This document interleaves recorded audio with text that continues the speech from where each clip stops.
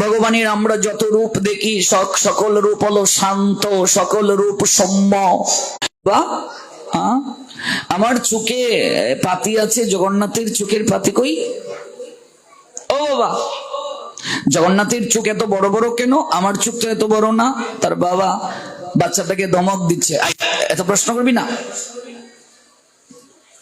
এবার আমি বললাম, বাবা বাচ্চারা কৌতূহল প্রিয়, প্রশ্ন করতেই পারে, আপনি উত্তরটা বলে দিন। উপদেক্ষন্তিতে জ্ঞানম জ্ঞানীন তত্ত্বদর্শিনঃ, তত্ত্বদ্রষ্টার নিকটে যাওয়ার উদ্দেশ্যটাই হলো তাকে প্রশ্ন করা। কিন্তু এই প্রশ্নটা জানার জন্য যদি এমন ভাব থাকে, দেখি তাকে ঠেকাবো, তিনি পারেন কিনা একটু যাচাই করি, কিছু লোক দেখবে এরকম কার্য করে না, এটা নয়। ভগবান তা বলেন নাই। প্রথমে গিয়ে তাকে প্রণাম নিবেদন করব, প্রণিপাতেন, প্রণাম দিয়ে বসতে হয়, প্রণাম দিয়ে এই জায়গা থেকে যেতে হয়। সাধু দর্শন মাত্রই প্রণাম, দেব প্রতিমা দর্শন মাত্রই প্রণাম। কেউ যদি সাধন ভজন কোনো কিছুই জানে না, সামর্থ্য নাই করার, যদি সাধু দর্শন মাত্রই কেবল প্রণাম দেয়, আর কোনো কিছু করে না, শুধু সাধু দর্শন মাত্র প্রণাম, শুধু বিগ্রহ দর্শন মাত্রই প্রণাম, এই কৃপাতেও তার ভগবান প্রাপ্তি হয়ে যাবে।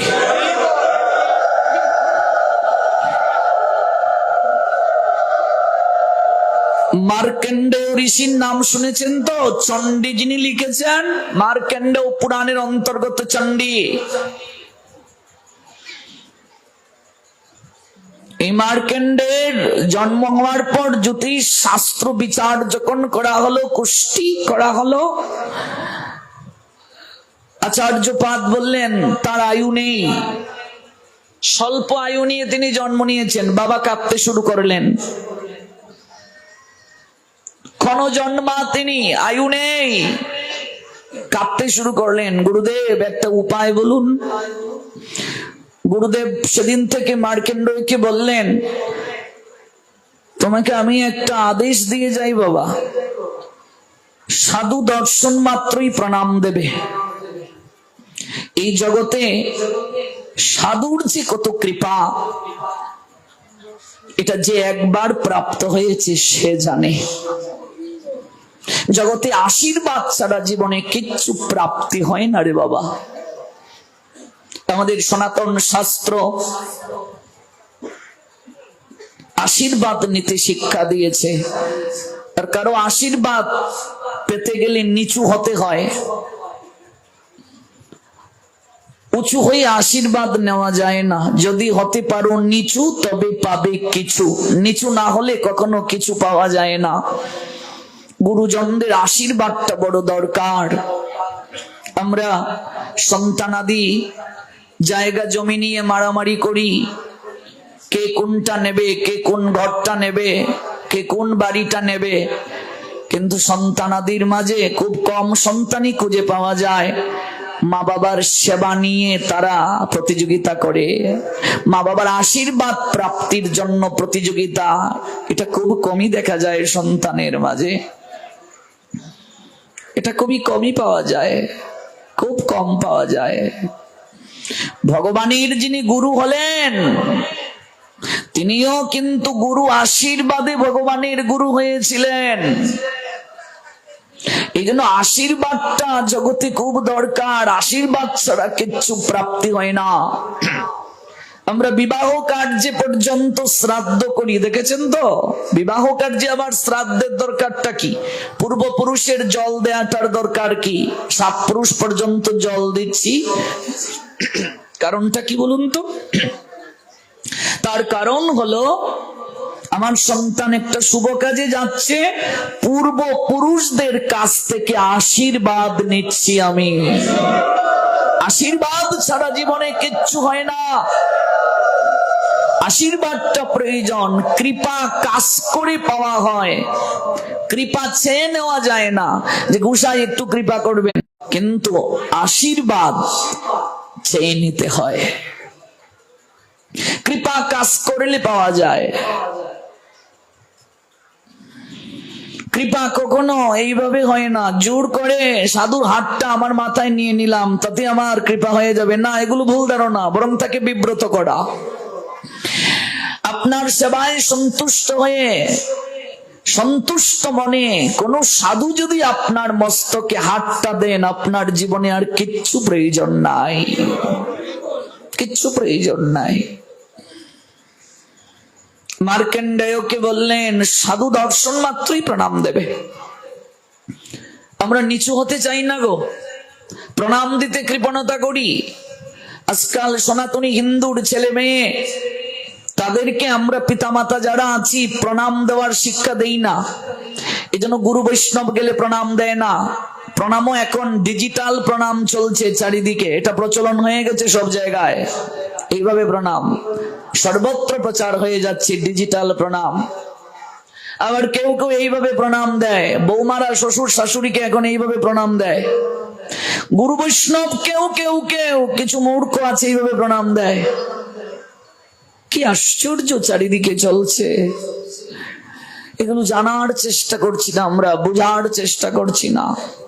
কিন্তু মনে রাখবে, যদি এক হস্তে কেউ প্রণাম নিবেদন করে, একটা হাতকে অলসতার বশবর্তী হয়ে গুটিয়ে রেখে এক হাতে প্রণাম দেয়, কিংবা কাজের অজুহাত দিয়ে এক হাতে প্রণাম দেয়, মোবাইলে কথা বলছে ভিডিও কলে, নমস্কার, গাড়ি চালিয়ে যাচ্ছে, মন্দির সামনে পেয়েছে, এক হাতে ধরেছে আর এমন করছে, এটাও অপরাধ বলে গণ্য। তাহলে এই সময়ে কি করা কর্তব্য? মানসে প্রণাম। মানসে প্রণামটা কি? এই যে আপনি মোটরসাইকেল ধরে আছেন, আপনি বলবেন প্রণাম, আর মনে মনে চিন্তা করবেন আপনি মস্তক নত করেছেন ভূমিতে প্রভুর চরণে, কিন্তু এরকম হাত করা যাবে না। আর মোবাইলে ভিডিও কলে কথা বলছেন, নমস্কার প্রণাম, না, আপনি ম্লেচ্ছ নন, আপনি সনাতনী। এটা আমাদের সংস্কৃতি না। কর জুড়ে আপনাকে প্রণাম নিবেদন করতে হবে, নমস্কার, পরমাত্মার প্রতি আত্মনিবেদন।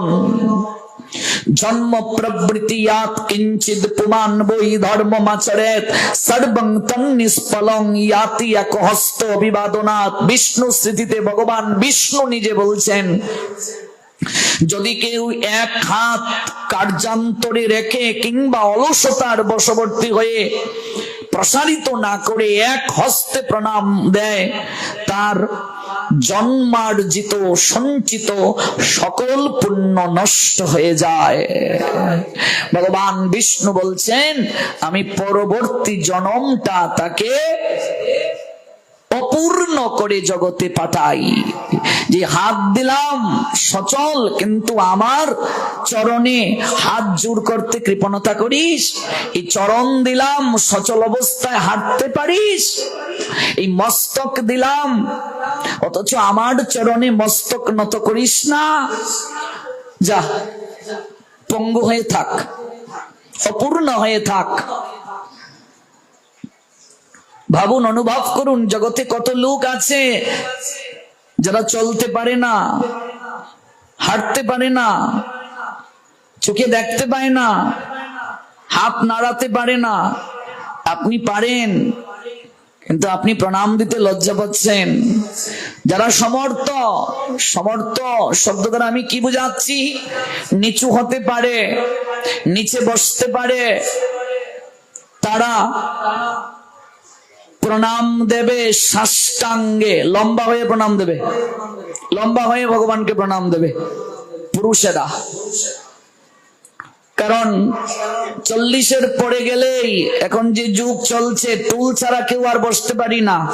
তার মানে আগে আপনি জীবনে একদিনও লম্বা হয়ে প্রণাম দিলেন না, আর যেদিন ওই কোমরের ব্যথায় আপনি বসতে পারবেন না, এই দিন তো আপনি আর পারবেনই না। তাহলে জীবনে আপনি একটা প্রণামও দিতে পারলেন না ভগবানকে, কতটা হতভাগা বিচার করুন তো। এই জন্য যারা নিচে বসতে পারে না, ভাগবত পাঠে তারা কেবল উঁচু আসনে বসবে, আর যাদের নিচে বসার সামর্থ্য আছে তারা কোনোদিন চেয়ারে বসে পাঠ শুনবে না। তাহলে ভগবান তোমাকে অসমর্থ চিরেই করে ফেলবে, কারণ তুমি কপট। তুমি নিচে বসতে পারো, তাহলে চেয়ারটায় বসলে কেন? যদি ভগবান প্রশ্ন করেন উত্তরটা কি দেবেন? তোমার তো নিচে বসার শক্তি আছে, চেয়ারে বসলে কেন? তুলে বসলে কেন? তাহলে তোমাকে অপূর্ণ করেই পাঠাই। আজকাল আমরা আগে এসেই চেয়ারটা খুঁজি কেন? দুর্যোধন এই কার্যটাই করেছিল, যার কারণে গোবিন্দ কৃপা পায় নাই। ভগবানের কাছে নিচু হয়ে আসতে হয়, নিচু হয়ে বসতে হয়, নইলে গোবিন্দ প্রসাদ পাওয়া যায় না। কোনদিন ভগবানের প্রসাদ পেতে পারে না। এই জন্য কীর্তন চেয়ারে বসে শুনবে না। কারা শুনবে? যারা অসমর্থ, নিচে বসতে পারে না। তাদের কর্তব্যটা কি?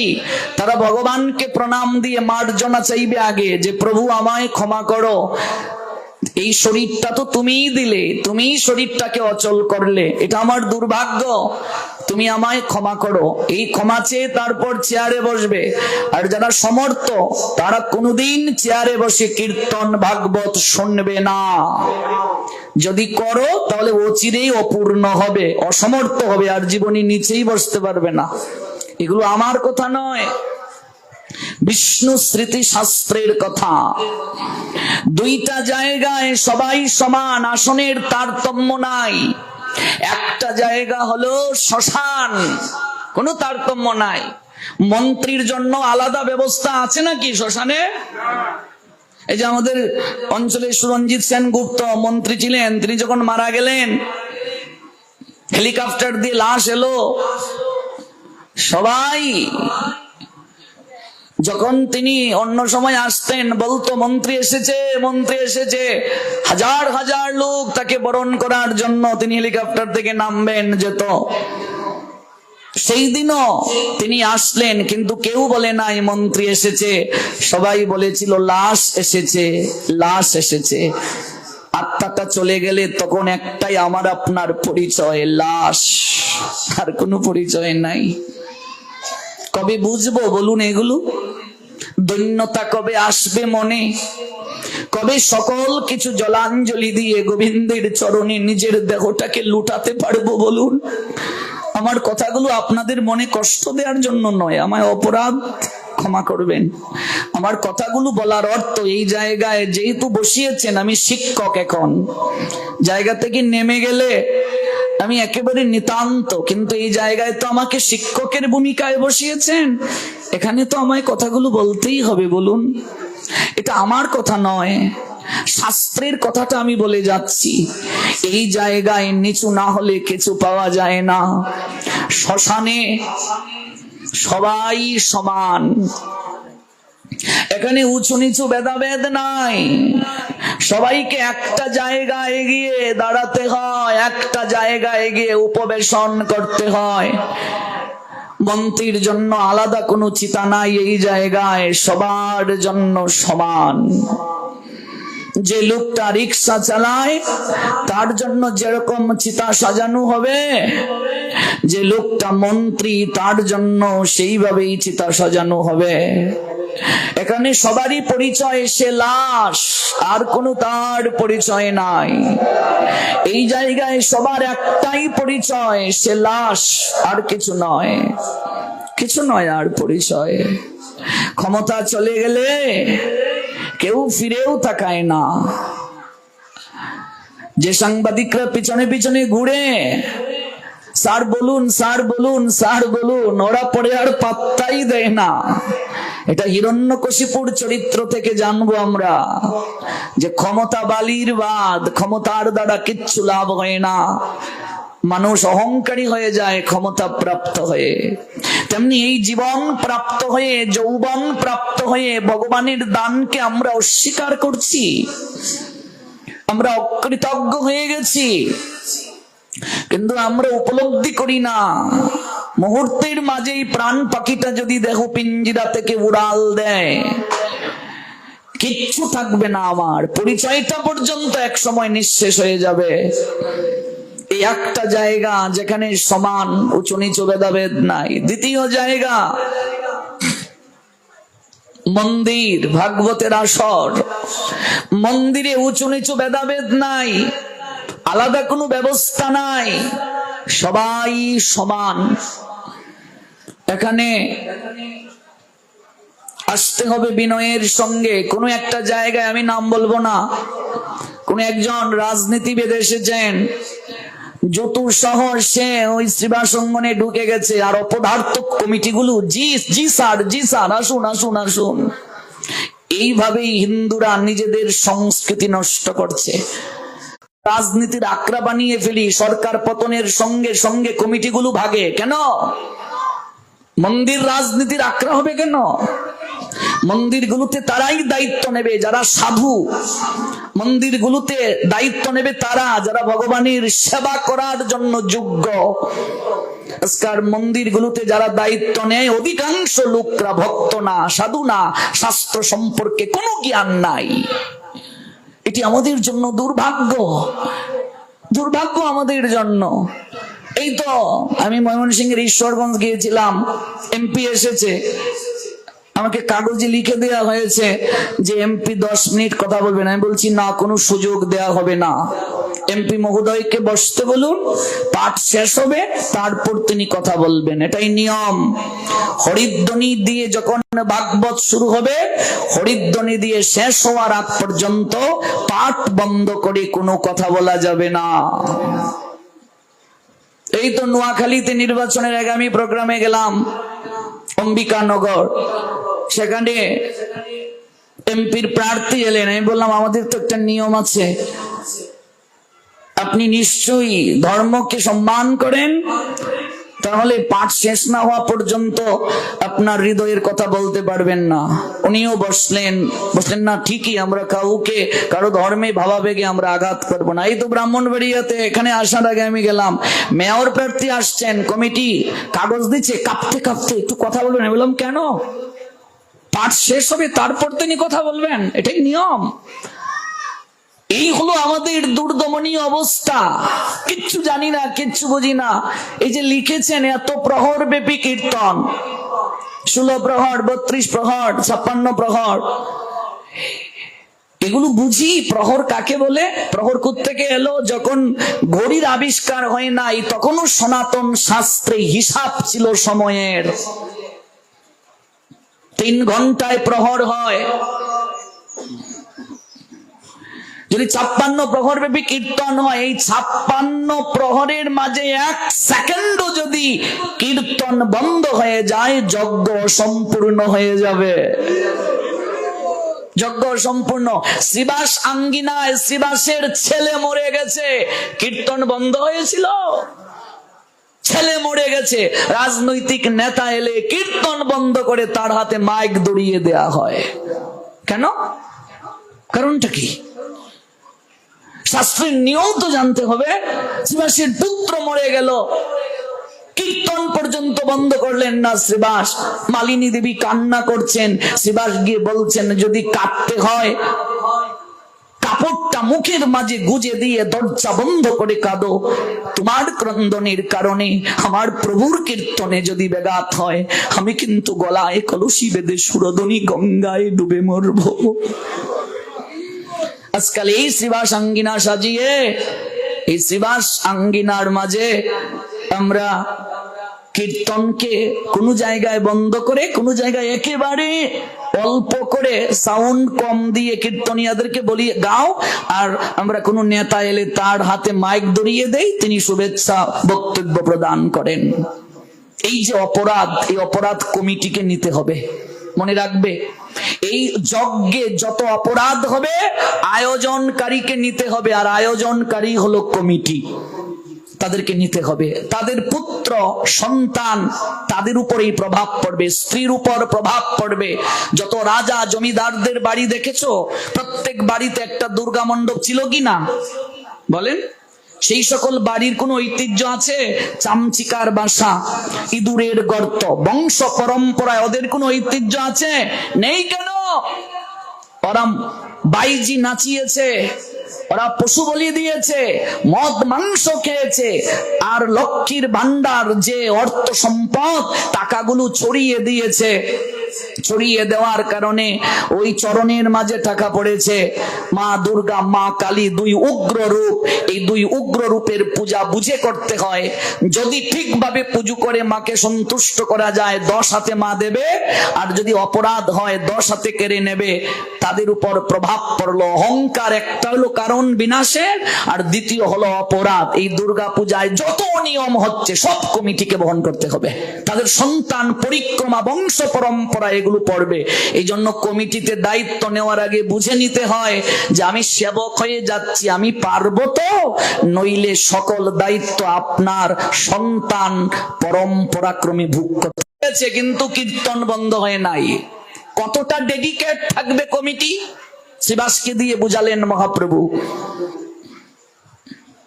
স্ত্রীর অলংকার বিক্রি করে দিয়েছেন সেবার জন্য মহাপ্রভুর আর ভক্তদের। কতটা ডেডিকেট চিন্তা করুন তো। সবাই বলছে এই সব অর্থ সম্পদ ব্যয় করে ফেলছে, কি করে চলবে সংসার? 3টা তালি দিলেন শ্রীবাস, বললেন একদিন অপেক্ষা করব, যার চরণে মাথা ঠেকিয়েছি তিনি কিছু ব্যবস্থা করেন কিনা। যদি কিছু না পাই 2 দিন অপেক্ষা করব, তাতেও যদি কিছু না পাই 3 দিন অপেক্ষা করার পর আমি গঙ্গায় ডুবে মরবো। এরপরও আমার বাড়ি থেকে মহাপ্রভুকে আর ভক্তদেরকে আর কারো বাড়ি যেতে দেব না। যার কারণে আশীর্বাদ দিয়েছিলেন মহাপ্রভু 3টা। যদি তারা ঠিকভাবে যজ্ঞ করতে পারে ওই কমিটি 3টা আশীর্বাদ পাবে আয়োজনকারী। আর যদি অপরাধ করে তাহলে কি কি হবে এটাও আছে শাস্ত্রে। প্রথম আশীর্বাদ, লক্ষ্মী কোনোদিন তাদের গৃহ ছেড়ে যাবে না। আয়োজনকারী ভক্ত তথা কমিটির, তারা শ্রীবাস। এই যে আজকে পাঠের পর অধিবাস হবে, শ্রীবাস আঙ্গিনা সাজিয়েছেন। দ্বিতীয়, মহাপ্রভু বললেন তোমার নামে শ্রীবাস আঙ্গিনা হবে, যেখানেই আঙ্গিনা সাজানো হবে তোমার নামে হবে। ঠিক কিনা? এটা কি আমরা কারো বাড়ি আঙ্গিনা বলছি? শ্রীবাস আঙ্গিনা। অর্থাৎ মহাপ্রভু সেই শ্রীবাস আঙ্গিনায় থাকবেন। অর্থাৎ আয়োজনকারী ভক্তদের সব সময় মহাপ্রভুর অশেষ কৃপা প্রাপ্ত হবে, মহাপ্রভু তাদের ছেড়ে যাবেন না। তৃতীয় কৃপা, একটা কুকুরও যদি এই আঙ্গিনায় এসে গড়াগড়ি দেয় সেও বৈকুণ্ঠ গতি প্রাপ্ত হবে। আয়োজনকারী ভক্তদেরকেও শেষের দিনে এমন করে মহাপ্রভু উদ্ধার করবেন। এই 3টা আশীর্বাদ তারা পাবে যজ্ঞ যদি সুন্দরভাবে সম্পাদন করতে পারে। আর যদি অপরাধ করে তাহলেও তাদের শাস্তি পেতে হবে, সেটাও শাস্ত্রে আছে। এই জন্য কীর্তন বন্ধ করে কোন রাজনৈতিক নেতাকে মাইক দেব কথা বলার জন্য, কিংবা আমরা নিজেরাও কথা বলবো মাইকে, এই রেওয়াজ আমাদের শাস্ত্রে নাই। এই জন্য প্রহর ব্যাপী লেখা আছে, যদি 16 প্রহর কীর্তন হয় 16 প্রহরের মাঝে 1 সেকেন্ডের জন্য কীর্তন বন্ধ হবে না। ভালো করে কথাগুলো বুঝতে হবে, উপলব্ধি করতে হবে, নতুবা অপরাধ হবে আমাদের। আমরা দুধও খাচ্ছি, মদও খাচ্ছি। মদ মানে অপরাধ, দুধ মানে কৃষ্ণ কথামৃত। কোন দুর্গা পূজার কোন কমিটি থেকে থাকো, সতর্ক হয়ে যাও। পূজায় যেভাবে ডিজে চালিয়ে মদ খেয়ে মাতলামি অনেক জায়গায় হয়, একেবারে বংশ পরম্পরা ক্রমে 10 হাতে মা সাইজ করবে, এগুলো শাস্ত্রের কথা। দুর্গা আর কালী এই 2 রূপ উগ্র রূপ। উগ্র রূপে মা ধ্বংস করেন, আবার উগ্র রূপকে যদি শান্ত করা যায় 10 হাতে মা কৃপা আশীর্বাদ করেন। 10 হাতে কৃপা পাবেন, 10 হাতে। আর যদি অপরাধ হয় 10 হাতে কেড়ে নেবেন। মায়ের একটা নাম হলো কি? দুর্গতি নাশিনী। আরেকটা নাম হলো দুর্গতি দায়িনী। তিনি দুর্গতি দানও করেন, দুর্গতি হরণও করেন। এই জন্য সতর্ক হতে হবে। মন্দিরে আসবো নিচু হয়ে। কমিটি মানে সেবক, কমিটি মানে চাকর, কমিটি মানে গোলাম, ভগবানের গোলাম, ভক্তের গোলাম, সাধুর গোলাম। এটাই নিয়ম। বহু জায়গায় আমরা দেখতে পাই কীর্তন হচ্ছে, পাঠ হচ্ছে, তারপর পায়ের উপর পা রেখে কি করে হলে বুঝতে হবে কথাগুলো। আজকাল কেউ এই কথাগুলো আলোচনা করে না। অধিকাংশ পাঠক হলো মেউ মেউ পাঠক, ভাবে আগামী বছর যদি আমায় না আনে, ভয়ে এই সত্য কথাগুলো বলে না। এটাই নিয়ম, এগুলো জানতে হবে। যজ্ঞ সম্বন্ধে অবগত হতে হবে। ভাগবত পাঠ করার উদ্দেশ্য কি? ভাগবত পাঠের উদ্দেশ্য হলো অনুশীলন পর্ব, প্রস্তুতি পর্ব। এই যে আমরা 15 দিন যাবত শুনে প্রস্তুতি নিলাম, কালকে থেকে আমরা এগুলো ব্যবহার করব। প্রস্তুতি পর্ব, প্রস্তুতি পর্ব হলো এ বিষয়। এই যজ্ঞে যে যাই দেবে চির অক্ষয় হয়ে যাবে। যদি কেউ আনন্দ বাজারে চট পেতে দেয়, জল বিতরণ করে, উচ্ছিষ্টগুলো তুলে নেয়, তাহলেও সে সমান কৃপা পাবে। এই যজ্ঞটা সার্বজনীন যজ্ঞ। এত মহৎ যজ্ঞ, বৃহৎ যজ্ঞ একা করা কারো পক্ষে সম্ভব নয়। এই জন্য ভিক্ষা করে যজ্ঞ করার কথা মহাপ্রভু বলছেন। ভিক্ষা করে কেন? কেউ যদি 10টা টাকাও যজ্ঞে দিল, সেও এই যজ্ঞের সমান অংশীদার হয়ে গেল। কথা বুঝতে পেরেছেন? একা হয়তো এত বড় যজ্ঞ আয়োজন করা তার পক্ষে সম্ভব না। এই যে সে 100টা টাকা দিল, সেও যজ্ঞে সমান অংশ নিল। মহাপ্রভু নিজে ভগবান হয়ে ভিক্ষা করেছিলেন বৈষ্ণব সেবার জন্য, চৈতন্য চরিতামৃতে আছে। ভিক্ষা কেন করতে হয়? এখন তো শব্দটা আমরা বলি কালেকশন, কিন্তু মূলত শাস্ত্রের শব্দটা হলো ভিক্ষা। বুঝতে পেরেছেন? লিখতে হয় কাগজে ভিক্ষা। এখন অনেকে ভিক্ষা বললে তাদের ইজ্জত নষ্ট হয়ে যায়, এই জন্য একটা উন্নত শব্দ ব্যবহার করে, মাধু করি। বুঝতে পেরেছেন? কিন্তু মূলত শব্দটা হলো ভিক্ষা। ভিক্ষা শব্দেরই উন্নত সমার্থক শব্দ। আমি তো ব্যাকরণের ছাত্র, মাধু করি, কিন্তু মূলত ভিক্ষা। ভিক্ষা দাও, ভিক্ষুকের মতো থাকবে, ভিক্ষুকের মতো হাত পাতবে। ভিক্ষুকের যেমন লজ্জা থাকে না, সম্মান থাকে না, ব্যক্তিত্ব থাকে না, মহাপ্রভুর চরণে এইভাবে যারা শরণাগত হতে পারবে তারাই কৃপা পাবে। এই জন্য দৈন্যতার অবতার মহাপ্রভু, তিনি নিজের হাতে হরিদাস ঠাকুরের বৈষ্ণব সেবায় প্রসাদ বিতরণ করলেন। আয়োজনকারী ভক্ত গলার মাঝে একটা গলবস্ত্র দিয়ে রাখবে, দেখেছেন তো? এই যে গলবস্ত্র, এটা কারণটা কি? দীনতার প্রতীক। এটা গলবস্ত্র। এখনো দেখবে গ্রামগঞ্জে কোনো অনুষ্ঠান হলে আয়োজনকারী গলার মাঝে একটা এরকম গামছা দেয়, দেখেছেন তো? মানে আমার মতো কাঙ্গাল আর কেউ নাই, আমি অপরাধী, আমি মহাপাপী, আপনি এসেছেন কৃপা করে আমায়, আমায় কৃপা বাড়িতে বর্ষণ করুন। এটা দীনতার প্রতীক। গলবস্ত্র কৃতাঞ্জলি বৈষ্ণব নিকটে, দন্তে তৃণ করি দাঁড়াইব নিষ্কপটে। এই যে দেখুন কেমন করে আচরণ করবে, লেখা আছে, কাদিয়া কাদিয়া জানাইব দুঃখ গ্রাম, সংসার অনল হইতে কবে মাগিব বিশ্রাম। শুনিয়া আমারও দুঃখ বৈষ্ণব ঠাকুর, আমা লাগি কৃষ্ণে আবে দিবেন প্রচুর।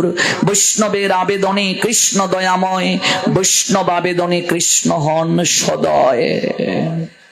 বিনোদের নিবেদন বৈষ্ণব চরণে, কৃপা করি সঙ্গে লহ এই অকিঞ্চনে। ভিক্ষুক না হলে হয় না, কাঙ্গাল না হলে কাঙ্গালের ঠাকুরের কৃপা পাওয়া যায় না। যদি কেউ মনে করে আমার অনেক অর্থ আছে, আমি একাই করব, না, হবে না, যজ্ঞ হবে না, ভিক্ষা করতে হবে। 5 ঘর হলেও ভিক্ষা করতে হবে। যে আমার অনেক আছে, আমি কারো কাছে হাত পাতবো কেন? তোমার এই যজ্ঞ ভগবান গ্রহণ করবেন না, প্রশ্ন ওঠে না। কাঙ্গাল না হলে কাঙ্গালের ঠাকুরের কৃপা পাওয়া যায় না। ভগবান নিজে কাঙ্গাল হয়ে জগৎকে কাঙ্গাল হওয়ার শিক্ষা দিলেন। এখানে কাঙ্গাল মানে কৃত্রিম ভাব নয়, যে আমি বাইরে দেখালাম আর ভেতরে আমার মাঝে আভিজাত্য বোধ রইল না, বিষয়টা এমন নয়। বাহির ভিতর এক না হলে মালা তিলক অকারণ। আমি মালা দিলাম, তিলক দিলাম, আমার বাহির এক ভিতর আরেক হবে না। বাহির ভিতর এক না হলে মালা তিলক অকারণ। এই মালা তিলক দিয়ে জীবের কোনো কল্যাণ হবে না। তাহলে আমি এই জায়গায় আসবো কেমন ভাবে? বলছিলাম দুটো জায়গায় সবাই সমান, শ্মশান আর মন্দির। কিভাবে এখানে আসবো? আমার মাথা নত করে দাও হে তোমার চরণ ধুলার তলে। আমি ল্যাংটা এসেছিলাম, ভুলে গেছি এই জগৎ সংসারের অর্থ বিত্ত বৈভব সম্পত্তি আমার কোনো কালেই ছিল না, তুমি কৃপা করে রেখেছিলে আমার জন্য। আমি ভোগ করছি যে অহংকারের কারণে আমি ভুলে গেছি এগুলো তোমার। এমনকি সন্তান কজন পরিচয় দিতে গিয়েও তোমার দান আমার মনে থাকে না। আমি আমার বলে দাবি করি যে অহংকারের কারণে আমি নিজেকে কর্তা বলে জগতে প্রতিষ্ঠিত হয়েছি, যে অহংকারের কারণে তোমার চরণে।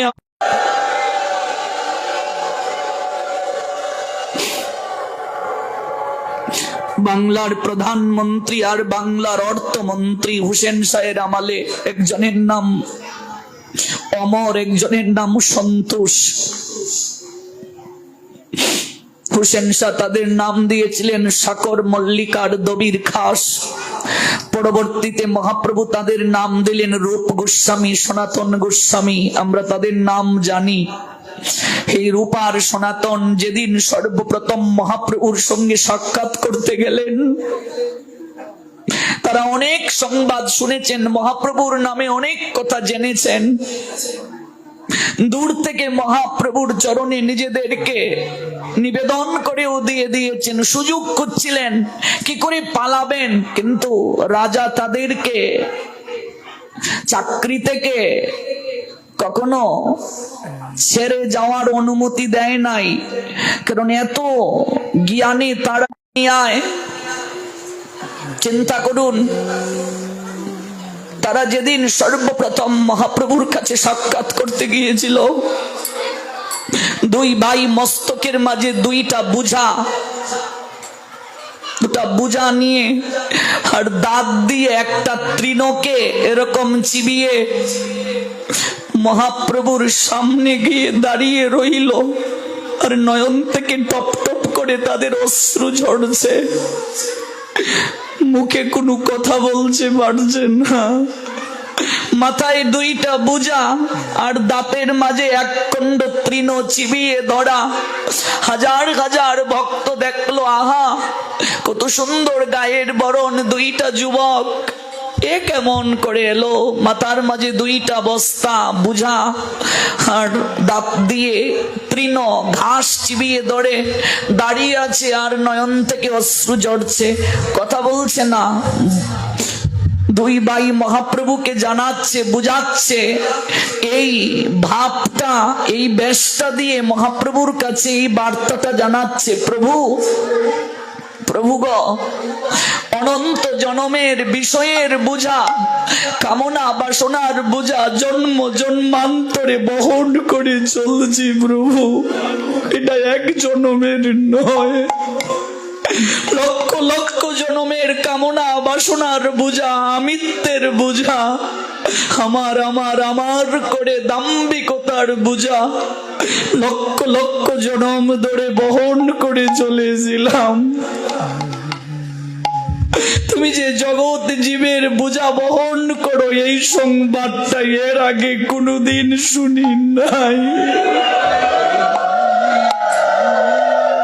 তুমি যে পরম করুণার নিলয়, দয়ার সাগর, দীনবন্ধু করুণার নিলয়, এই কথাটা আগে শুনি নাই, এই সংবাদ কানে আসে নাই। তাই আজ লক্ষ জনমের বিষয়ে বাসনার বুঝা তোমার চরণে সঁপে দেওয়ার জন্য এসেছি দুই ভাই আমরা। শুনেছি জগাই মাধাই মহাপাপী ছিল, তাদেরকেও তুমি নাকি উদ্ধার করেছো। তুমি পতিত পাবন গৌর হরি, তোমার এই নাম সার্থক করো প্রভু। আমাদের মতো পতিত জগতে আর কোথাও খুঁজে পাবেন না। আমরা অনন্ত জনমের বিষয়ের বোঝা, কামনা বাসনার বোঝা তোমার চরণের সপে দিতে এলাম, আর নয়নের জলে সকল ময়লা ধুয়ে মুছে তোমার চরণে সমর্পণ করে দেওয়ার জন্য এসেছি। হে প্রাণীর ঠাকুর গুড়া, একবার কৃপা করে গ্রহণ করো প্রভু, গ্রহণ করো। তুমি গ্রহণ না করলে আর কে গ্রহণ করবে? গৌর হরি।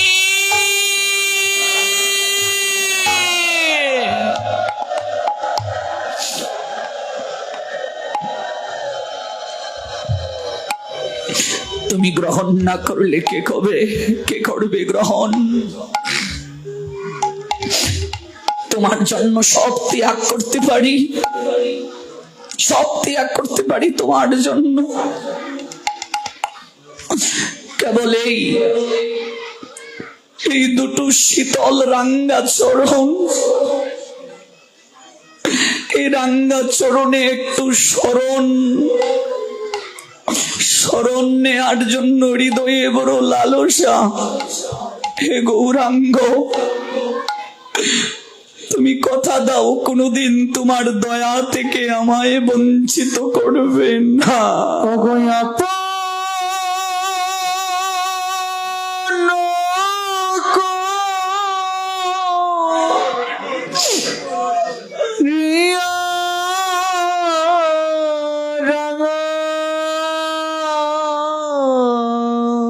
ভাসু ঘোষ তাই সুরে সুরে বলছেন, শরণে রাখি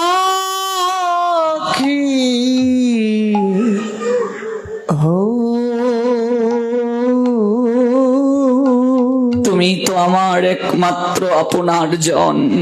গৌরাঙ্গ, কথা দাও কোনদিন দয়া থেকে বঞ্চিত করবে না। তুমি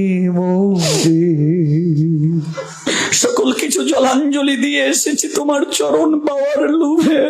দয়া না ছাড়ি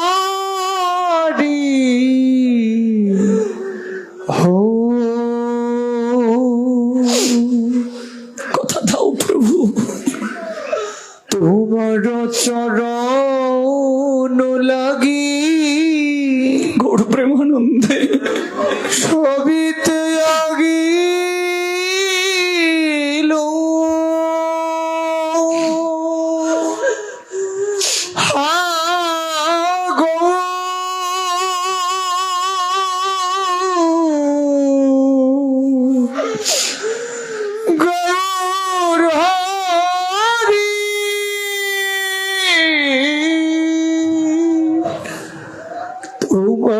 চরণ লাগি সবিতে আগিল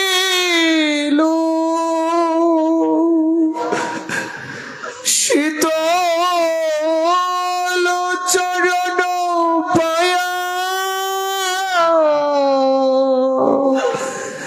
শরণ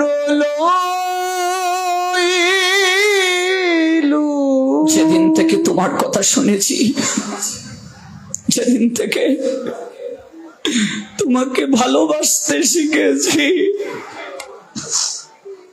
সেদিন থেকে তোমার জন্য সকল কিছু ত্যাগ করতে শিখেছি। গৌর হরি, একমাত্র তোমার এই শীতল চরণকে আশ্রয় করার জন্য জগতের সব জায়গায় শুধু তাপ তাপ, যন্ত্রণা, কামনা বাসনার আগুন ধাউ ধাউ ধাউ করে জ্বলছে। এই কোলে ও কুলে মুই, তাই আজ সকল কিছু তিলাঞ্জলি দিয়ে তোমার চরণে আমি আশ্রয় নিতে এসেছি। গৌরাঙ্গ সুন্দর, তিলাঞ্জলি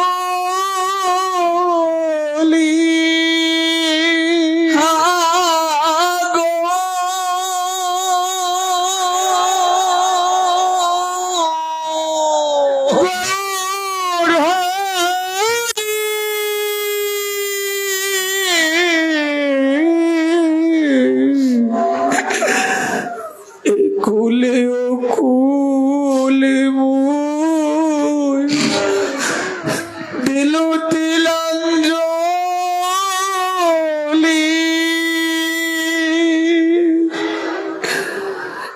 রাখি ও চরণে মোরে আপনার বলি